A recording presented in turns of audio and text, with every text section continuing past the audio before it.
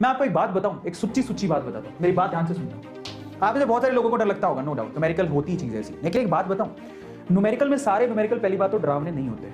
मुझसे अगर पूछोगे तो आप सोचो कि आपके न्यूमेरिकल के पोर्शंस हैं कौन से।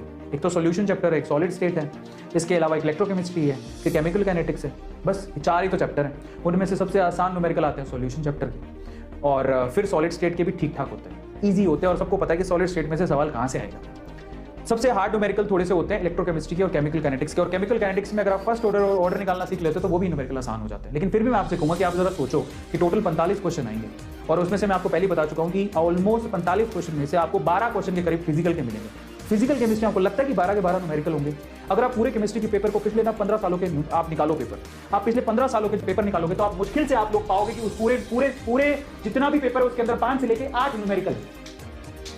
5 से लेके 8 न्यूमेरिकल है, मतलब 45 क्वेश्चन में से अगर मैं 8 भी पकड़ के चल लूं तो आप खुद से सोचो कि आपके पास अभी भी 37 क्वेश्चन ऐसे हैं जहां पर जिसके अंदर न्यूमेरिकल है ही नहीं। और एक और बात, उन 8 न्यूमेरिकल में से मैं आपको गारंटी दे सकता हूं कि इस 8 न्यूमेरिकल में से 5 न्यूमेरिकल बच्चों के जैसे होते हैं, बहुत आसान, जो कि फॉर्मूला बेस्ड होते हैं। ये इतने आसान होते हैं कि कोई भी बच्चा कर लेगा, आपको इसके लिए इतने डरने की जरूरत ही नहीं है। पीछे बचे 3 क्वेश्चन, हमें क्या जाता है 3 क्वेश्चन छोड़ भी देंगे तो 45 में से अगर आप लोग 42 क्वेश्चन भी करके आगे तो आपका टारगेट पूरा हो जाएगा। इनफैक्ट आप केमिस्ट्री में 40 क्वेश्चन की टारगेट बना के चलते हो।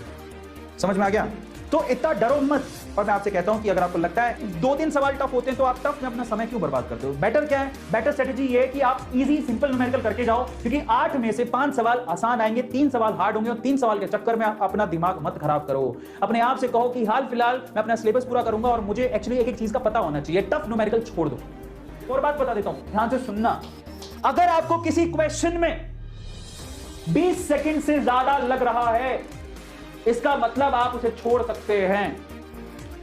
अगर आपको किसी क्वेश्चन में 20, मैंने थोड़ा कम बोल दिया, आप 30 सेकंड लेके चल दो। अगर आपको किसी क्वेश्चन में 30 सेकंड से ज्यादा लग रहा है, वो टफ है, उसको छोड़ दो, कोई फायदा नहीं। एक सिंपल मैं आपको क्राइटेरिया दे रहा हूं, आपने क्वेश्चन पढ़ा, क्वेश्चन के बाद उसके 30 सेकंड से अगर आपको ज्यादा लग रहा है उसको सोल्व करने में, तो वो न्यूमेरिकल आप छोड़ दो, बेमतलब समय बर्बाद मत करो।